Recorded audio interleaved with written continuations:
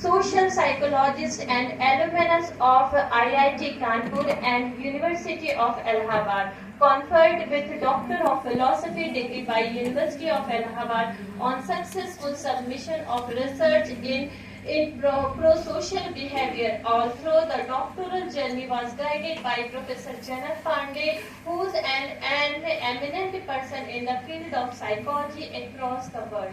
35 plus years of teaching and research experience at postgraduate level, successfully guided 14 doctoral theses.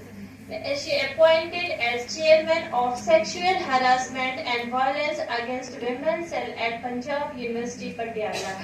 She designated as the Dean of Faculty of Social Sciences, Punjab University, Patiala. Designated as Head of Department of Psychology, Punjab University, Patiala. You have been honored with several awards. Your research has been published in numerous national and international journals, and you have worked on many significant projects. Ma'am, we kindly invite you to come to the podium and enlighten us with your wisdom. Thank you.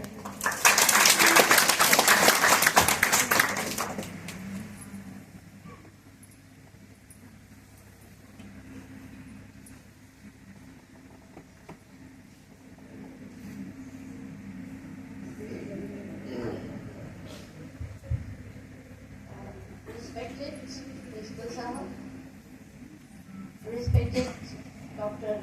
Amita ma'am, Sudha ma'am, Pratibha ma'am, and all my dear colleagues as well as very dear students.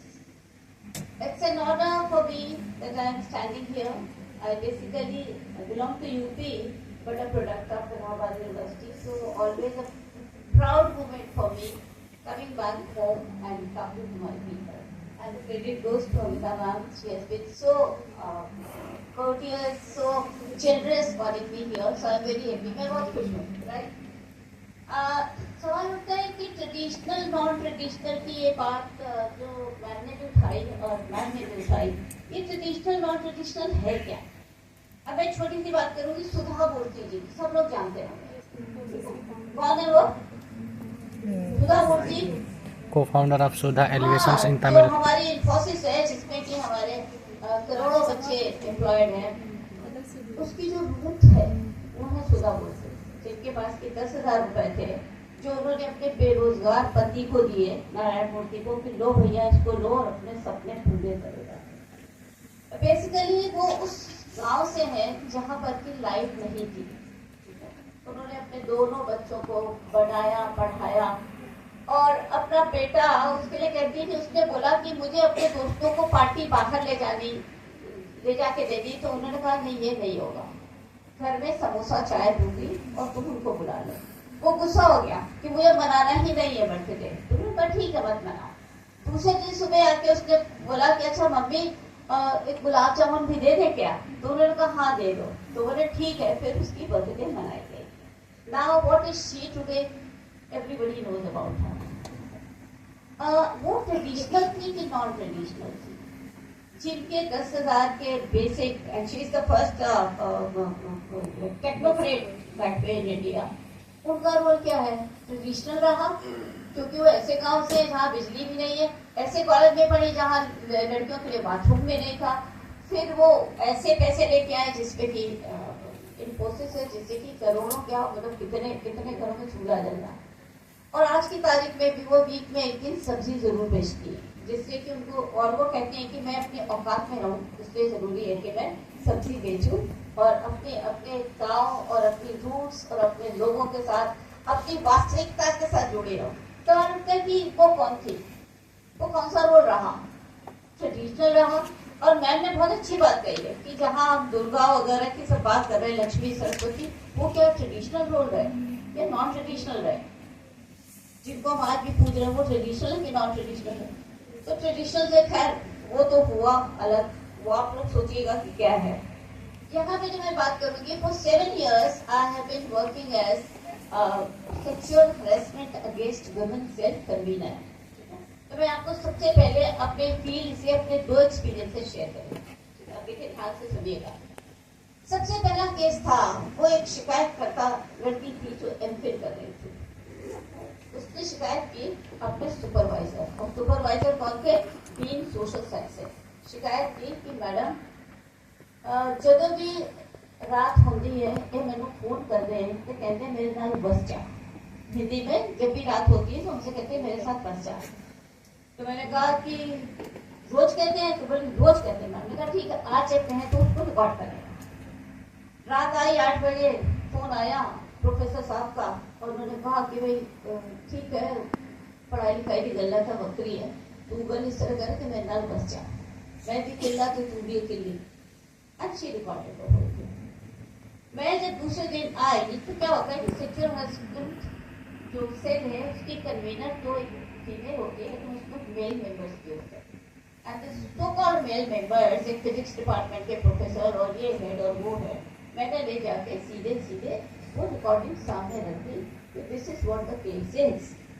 And जो हमारे physics के professor साहब थे उन्होंने कहा madam जी राती पीती होएगी जे पीती होएगी जी गल कर दी ते इन्ना तेरा बड़ा ਉਹਦੇ ਵਿੱਚ बनाना मतलब कि रात को उन्होंने पी होगी और पीते में आप पंजाबी समझ रहे हैं ना? Yes ma'am.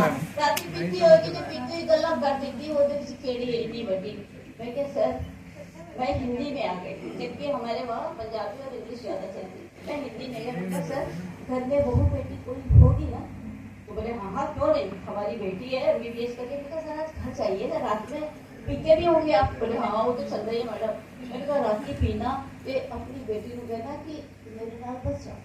How dare you man talking about my daughter like this? मैंने कहा सर वो जो जिसके साथ में आप बड़ा सहानुभूति दिखा रहे हो ना जिसने इस तरीके की गाली दी अपने स्टूडेंट को वो लड़की भी किसी की बेटी है।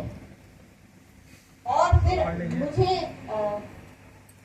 जो मेरा संघर्ष था वो उस कमेटी से था जो कि that was so called made by male female both and even females they were other madam की करना डीन है ये तो देखो ना थोड़ी दिन आपको चेयर थी भी तो वो देखनी चाहिए।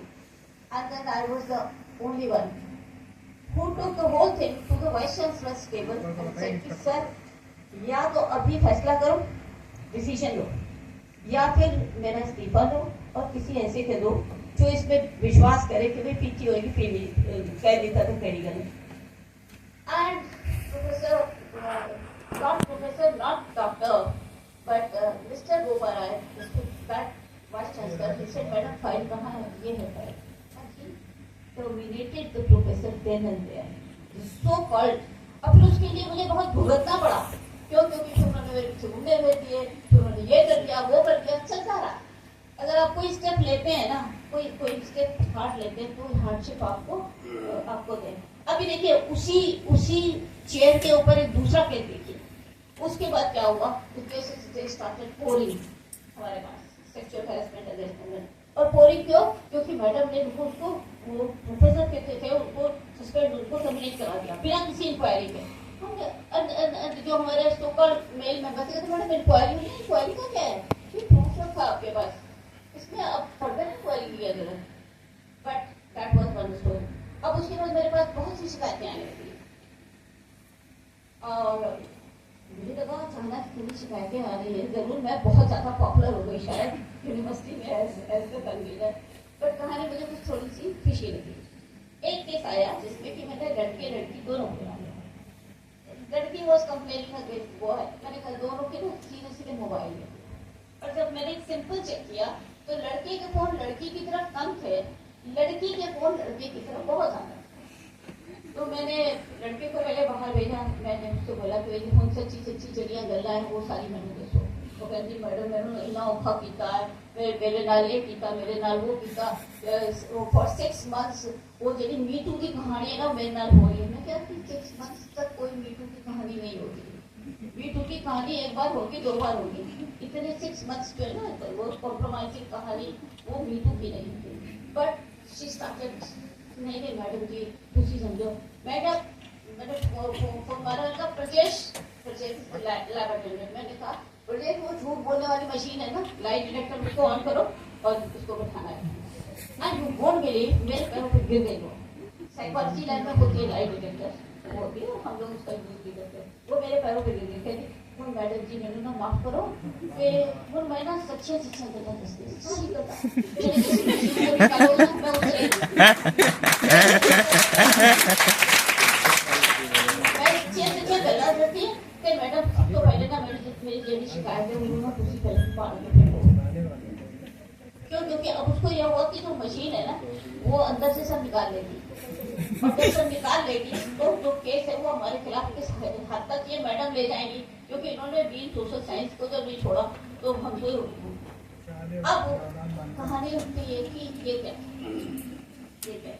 अभी मैडम ने बहुत अच्छी बात की कि हमारे साथ बहुत सारे कायदे कानून बड़े लॉ बड़ी धाराएं right to power right to equality right to सब कुछ बने बट क्या है उनका यूज जो है ना for my 7 years experience as the convener of sexual harassment against women, I would say only 30% of cases they were, 70% of cases they were just बदला लेना और हमारा हमें ले जा रहा तुम्हारा फिमारा सब कुछ कर रहा है जहाँ उसने बच्चा कर शिकायत और उस दिन के बाद से शिकायत आना मेरे पास बंद हो गई अचानक से बिल्कुल इतना नीचे ग्राफ गिरा कि कोई शिकायत ही नहीं करता था ऐसे तो सेक्सुअल हरासमेंट यूनिवर्सिटी से एकदम खत्म हो गया राइट तो सवाल उठता है कि ये सारे कायदे कानून ये जो न्याय के साथ लोग डील कर रहे हैं सब बना रहे हैं बड़े राइट्स हैं संविधान भी जो सब कुछ सब जगह हो रहा है बट क्या उससे सेक्स रेशियो सुधरा है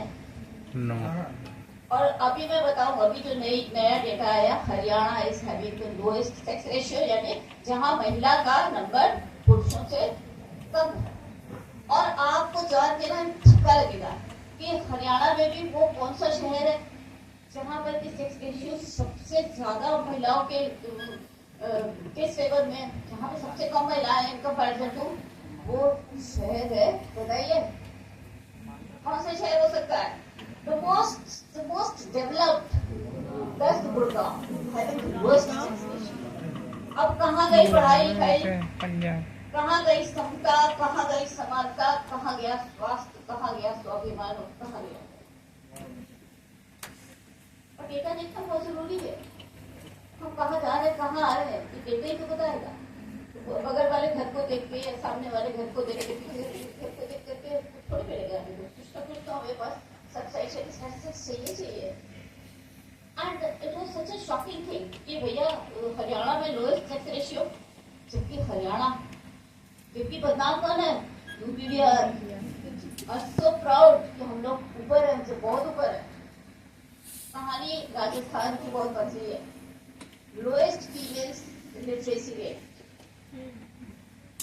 और lowest sex ratio in Haryana सवाल होता है कि क्राइम अगेंस्ट वुमेन उसकी भी कहानी करें तो वो पूरा चार्ट है मैडम से कहा था अगर टाइम होगा तो अपन पीपीटी दिखाएंगे इससे हमारे बच्चे देखे कि कहानी जा कहाँ रही है किस किस तरह के क्राइम्स हो रहे हैं जो आप कभी सोच नहीं सकते लिटरेसी रेट तो एक बहुत छोटी सी चीज होगी इसके सामने तो सवाल होता है कि जब इतने कायदे कानून न्याय संविधान सब कुछ चल रहा है कहानी तो कहीं सुधर तो रही नहीं कहानी तो नीचे से नीचे जा रही तो सवाल उठता है कि करना क्या चाहिए मैं ज्यादा समय नहीं लूंगी करना चाहिए सब लोग अपने अंदर देखें कि as a person as a parent as a mother as a society as a community as a nation हम कहाँ जा रहे हैं हम कहाँ गए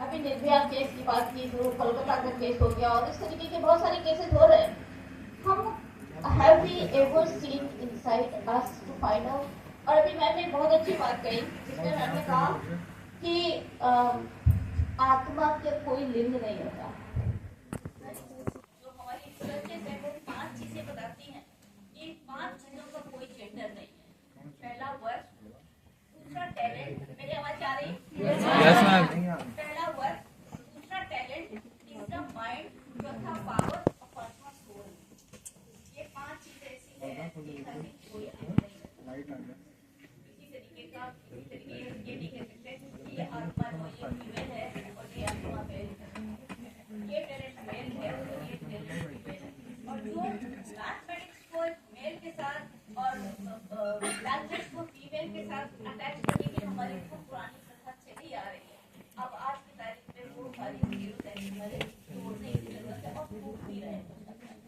जब हम एक्सप्रेशन देखेंगे ना कि हम कहाँ हैं, हम कहाँ हैं, हम क्या कर रहे हैं इसके लिए, तो ठीक है। एक रिसर्च है उसने बोला इन 5 चीजों का कोई लिंक नहीं होता और हम सब लोग सहमत है कि इन 5 चीजों का कोई लिंक नहीं होता। सवाल उठता है, आप आइए सीधे से अपने टीवी पे, ज्यादा थ्योरी की जरूरत नहीं है, आप टीवी पे आइए, टीवी देखते हो सब, टीवी पे बहुत सारी महिलाएं दिखाई जाएंगी और उनके बीच में रोल दिखाई क्या जा रहे हैं, कोई ना कोई षड्यंत्र देख के एक दूसरे को काटना तोड़ना, बड़े बड़े गहने जेवर पहन करके। और क्या है, जब घर की महिलाएं ज्यादा महिलाएं क्या पुरुष भी बहुत सारी, उसको वो एकता कपूर का सीरियल आ रहा, फलाना सीरियल आ रहा, षड्यंत्र चल रहे हैं, षड्यंत्र के वो एक दूसरे को निकालते। एक बहुत बहुत पॉपुलर सीरियल रहा है ना आना इस देश मेरी लाडो। अब लोग कहते हैं एम्पावर्ड वुमेन, एम्पावर्ड, सब कहानी बिल्कुल 0 नंबर की है। एम्पावर्ड वुमेन तो सबसे ज्यादा क्राइम कर रही है वुमेन के खिलाफ। आपने देखा होगा ना, ना आना इस देश मेरी लाडो, उसमें कौन सी अम्मा साथी, अभी बालिका बाबू कितने सालों तक चला, जिसमें कि सब लोग क्या चीज मजा लेते थे, गांधी सा क्या करती थी, गांधी सा फीमेल होने के बावजूद फीमेल को किस तरीके से, अभी मैं सब लोग कल बात कर डिस्क्रिमिनेट कर रही थी। क्या आग थी उसके अंदर, हाउ डेयर यू, और कैसे वो सौर लता में परवती थी और फिर वो बेसिकली जाके विकसित हुई बकुल कथा फॉर्म, मोस्ट डेवलप्ड फॉर्म। तो सवाल उठता है कि ये जो हमारे सब चल रहे हैं, कितने लोग देख रहे हैं, अभी कोई हाथ नहीं उठाएगा, खाने की जरूरत है।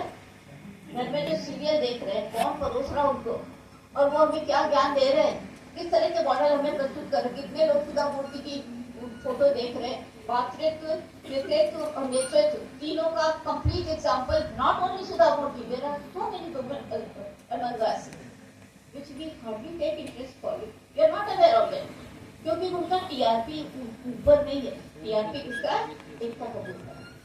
लोग भाग के देखते हैं कि वो कहते हैं भाग्य लक्ष्मी देखो, ये देखो, वो देखो, अच्छी बात है, टीवी देखना तो कोई बात नहीं, मगर उसमें दिखा क्या रहे, षड्यंत्र, औरतें एक दूसरे के खिलाफ षड्यंत्र है, और ये हमें परोसा जा रहा है।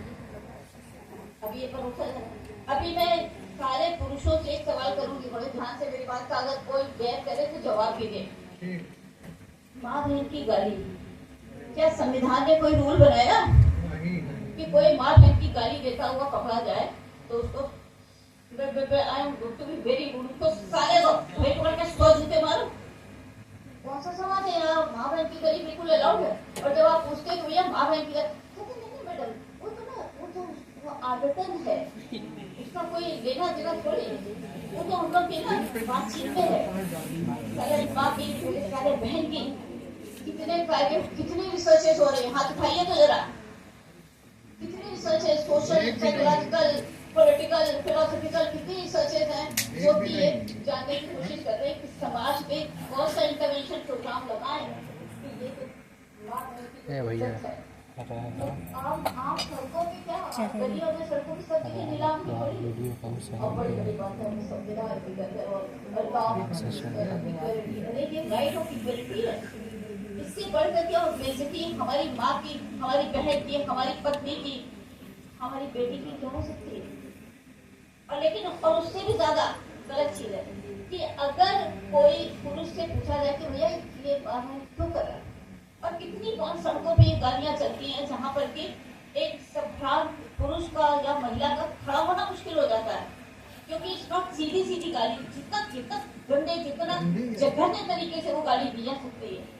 आप सब लोग इसके दृष्टा हो, कोई ज्यादा मुझे उसकी भयानकता बताने की जरूरत नहीं है, क्योंकि उस भयानकता को मैं महसूस करती हूँ being a civilised person of society, not being a female होने के नाते नहीं, एक सभ्रांत समाज को बिलोंग करने के नाते शर्म से आंखें छूट जाती हैं। रेलवे स्टेशन पे समझ नहीं आता कि ये जो सीन है मैं कहाँ जाऊँ, इधर देखूं, कितने लोग हैं मुझे बताइए, कौन सा लॉ यहाँ चल रहा है, कौन सा संविधान चल रहा है, कौन सी रिसर्चेस चल रही है, कौन से थेरेपीज चल रही है, क्लासेस स्टार्ट होने वाली है इंग्लिश कितने बड़े मुद्दे देखे, जरूरत नहीं है कि बाहर निकल करके ना ma'am also here, 2 ma'am's also here, और उस मुद्दे पर काम करने के लिए अगर थोड़ा भी दिमाग में अनामिका मैम और राधिका मैम और these are the things to be researched on, हमें लगेगा कि अगर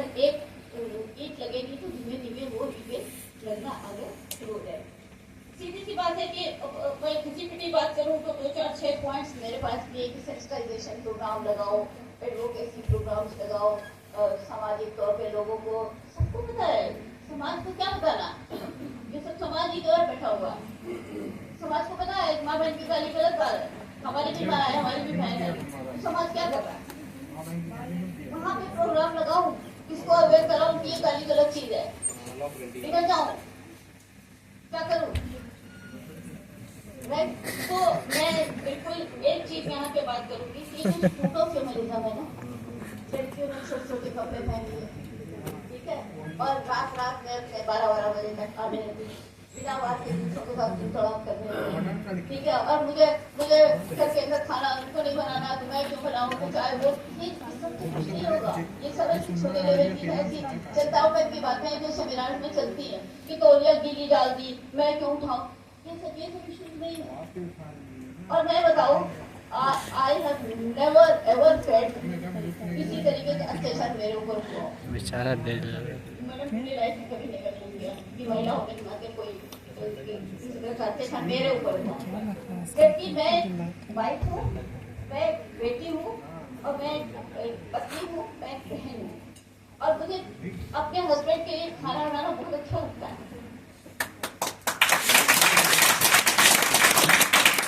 मुझे अपने बेटे के साथ जो उसके इंटरव्यूज की प्लेसमेंट के लिए सिखाते हो उसको पूरी बना के देना, बेटा रास्ते में खा लेना, ये मुझे बहुत अच्छा लगता है। मेरा भाई उसके ऊपर कोई मुसीबत आए तो उसके साथ में कुछ बोलना मुझे बहुत अच्छा लगता है, जबकि मैं women independence, women equity, women rights, women power की जबरदस्त एडवोकेट हूँ। इसलिए दोनों चीजों को मिक्स मत करो। अगर भगवान ने 9 मंथ्स की चाइल्ड रियरिंग बेयरिंग की जिम्मेदारी हमें दी है, सवाल तो उसने पुरुषों को क्यों नहीं दी, क्यों नहीं दी पुरुषों को? पुरुषों को देखते हो, पुरुषों को खोल के कभी का बैठा था, 9 मंथ्स का गर्भ वो नहीं चला पाता, क्यों? क्योंकि नेचर ने हमें सिर्फ जिम्मेदारी दे दी, उसके रिक्वायर्ड हार्मोन्स भी दिए हैं जो कि पुरुषों को नहीं दिए। इसलिए हमें समानता की होड़ में नहीं चलना है, हमें इक्वालिटी के होड़ में, हमें इक्विटी के होड़ में चलना है कि जो मेरे अंदर है उसको भरपूर विकास करने की मुझे आजादी हो। जो हमारे टैलेंट हैं, जो मेरे रोल्स हैं, अपने रोल्स पे we should feel proud of our roles rather than trying to fit inside in others role and then trying to fight with them कि भाई तुम चाय क्यों नहीं बनाते। और आज की तारीख में बताओ, though this is too early to say but still unlearning of social conditioning शुरू हो गई है। shared care, shared mutual respect, shared nurturance for each other, but अभी उसका नंबर शायद बहुत कम है। तो इसलिए ये जो एक सूटो फेमिनिज्म है ना कि सिर्फ ऐसे मैंने भी पहना हूँ, सिर की साड़ी पहन ली, बड़ी सी बिंदी लगा ली, आकर के खड़े हो गए, बोल दिया भैया तुम तो चाय बना रही हो, तुम तो खाना बना रही हो, अरे अपने आदमी से बोलो वो भी नहीं बना, इस सब में कुछ नहीं रखता है, इस सब में कुछ नहीं रखता है। Try to regulate yourself, your psychological state, your emotions, your sociability, your person as such, और उसके लिए उन चीजों के लिए फाइट करो कि जो मेरे अंदर है उसको पूरी तरीके से विकसित करने का मुझे पूरी स्वतंत्रता दी जाए, मुझे पूरा राइट दिया जाए, मुझे पूरी चॉइसेस अपनी बनाने की। और चॉइसेस का मतलब ये नहीं है, अभी व्हाट्सएप पे कितना मैसेज आया, अरे सीता जी थी उनके ऊपर उनका लक्ष्मण रेखा खींची, मेरी लक्ष्मण रेखा खींची कोई, अरे लक्ष्मण रेखा थी क्रॉस की तो फिर सीधे जाके लग गई तो जाके पहुंची रावण के यहाँ, उसमें कौन सी बड़ा तुमने तुरंत खा कर दिया। और मैं यहाँ पे सीधी सी बात एक बार ये भी कहूंगी, रामचंद्र जी ने कहा कि भैया ये सोने का कोई हिरन नहीं होता, इसलिए सीखे तुम मान जाओ, मैं ही जिद कर, मैं ही चाहिए। अच्छा चलो वो बेचारे पति को मान के चले गए। फिर लक्ष्मण जी इतना समझा रहे कि भैया ये भैया की आवाज नहीं है, क्योंकि जिसने 14,000 राक्षसों को एक हाथ से मार दिया वो क्या है, हिरण का ये कोई मायावी है, पीछे पड़ी नहीं उठाओ। तब भी वो बेचारे रेखा खींच कर के देखो रेखा के अंदर है, और तो तुम्हें रेखा भी निकल के बाहर आना। हम तो सीधी सी बात, with due respect to Ramchandra ji, Lakshman ji, everybody, ये तो राम लक्ष्मण थे जो इतना सब जिद करने के बाद, ये सब लिमिट्स क्रॉस करने के बाद भी उनको ढूंढने लक्ष्मण लंका तक गए।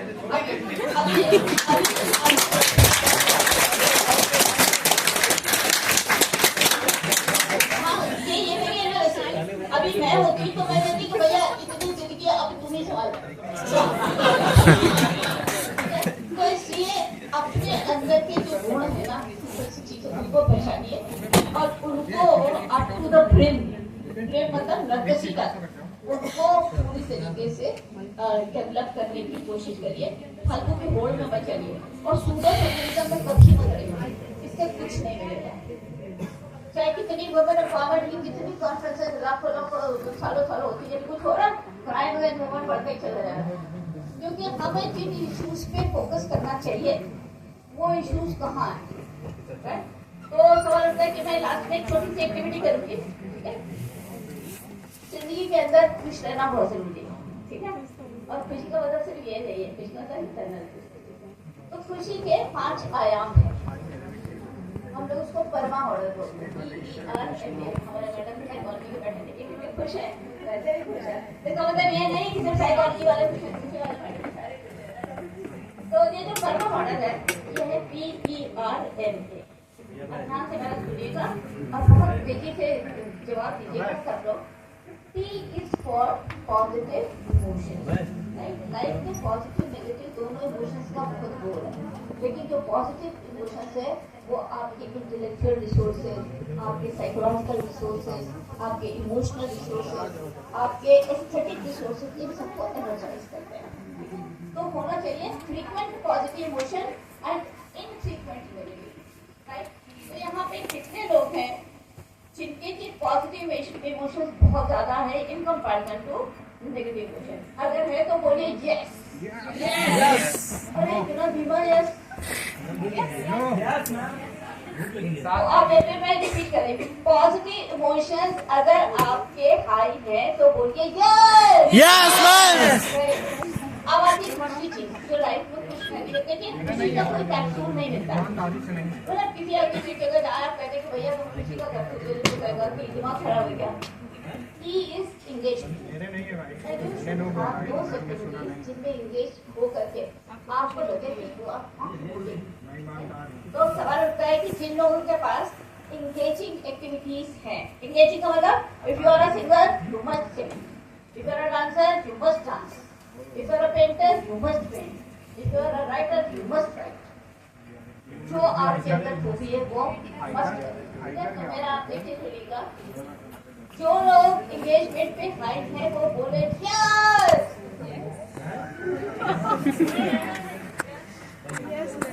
यानी कि एंगेजमेंट पे कोई भी हाई नहीं है, यानी कि हमारा हैप्पीनेस जो वो अभी आप सवाल समझे नहीं थे या आलस में आ गए या खाने की जल्दी पड़ गई। जिन लोगों को लगता है कि वो इंगेजिंग एक्टिविटीज हैं उनके पास, वो बोले यस।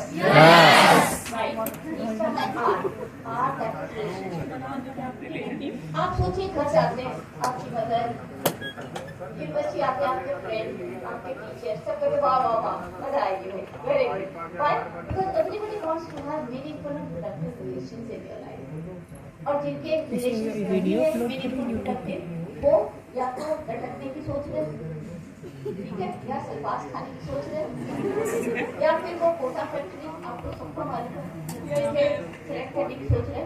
और डिप्रेशन जो है वो एक बहुत बड़ी भयानक फ्यूचर, इतना बड़ा भयानक राक्षस है जो बहुत हमें निकलने के लिए खड़ा है। तो meaningful and productive relations life में होना बहुत जरूरी है, ठीक है। तो अब मैं पूछूंगी कि जिनके मीनिंगफुल एंड प्रोडक्टिव रिलेशंस है लाइफ में वो बोले यस। Very good. अब आता है लाइफ का गोल तो होना चाहिए ना सबका, ठीक है। जो लॉन्ग टाइम गोल है कि भैया 5 साल बाद ये करूंगी, और दूसरा कि इस घंटे में उस गोल के लिए क्या कर रहे हैं, शॉर्ट टर्म गोल्स। तो लाइफ के अंदर गोल बहुत जरूरी है। बिना गोल की लाइफ जो वो अगर में लटका हुआ टाइप का इंसान है, उसको फिर कहीं सोचना पड़ेगा कि ऊपर से लटकूं या नीचे से कूदूं। तो meaning is very very important. So life में जिनके मीनिंगफुल गोल्स है वो बोले Without goal, your career is not on. सुबह से लेकर के अभी तक निगाह मारे तो मैं कहूँगी मैंने बहुत कुछ अकॉम्प्लिश किया। क्योंकि मैम के साथ बात हुई, मैम के साथ मैंने इतना सुंदर फरमान को सुना, इतने सुंदर सुंदर फेसेस देखे, आप लोगों को देखे, सर बगल में बैठ करके कर रहे हैं, वो मुझे इतना ये फुटे बोले सर, और मुझे लग रहा है कि मैं राइट डायरेक्शन में आ रही हूँ, ठीक है। तो अब देखिए कितना अकॉम्प्लिश किया मैंने, कितना अकॉम्प्लिश किया, मतलब अचीवमेंट का मतलब ये नहीं है कि भैया मैंने आईएएस बनना है तो जब मैं आईएएस बन जाऊंगी मैं कभी खुश होंगी। भाई every hour, every minute is important for you. And try to evaluate yourself what you have achieved in your life, right? तो जिनको लगता है कि लाइफ में उनके अचीवमेंट्स हैं, accomplishments हैं, वो बोले yes. Yes. So that means everybody's फरमाइश taking. खुश रहने के ये 5 गुण हैं जिनको पकड़ के रखिए। हर समय अपने आप को अपने सेल्फ को रेगुलेट करते रहिए, कभी किसी तरीके की मेल फीमेल की जरूरत नहीं पड़े। With these words, I thank all of you for being here. हमारे मैम देखिए उनके चेहरे इतने खूबसूरत हमारे प्रिंसिपल साहब, so very big thank you everybody. Thank you so much.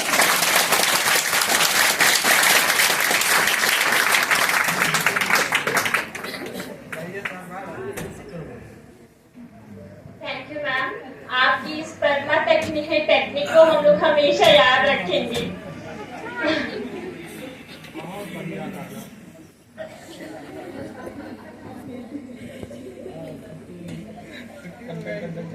Thank you so much ma'am, आपकी इस परमा टेक्निक को हम लोग हमेशा याद रखेंगे। जैसे कि आपने कहा कि सिर्फ कानून बनाने से सुधार नहीं होगा, बल्कि जरूरत है हमें अपनी सोच बदलने की। Thank you so much for the insightful and enriching lecture. Your knowledge and perspective have truly inspired us. Thank you so much, ma'am.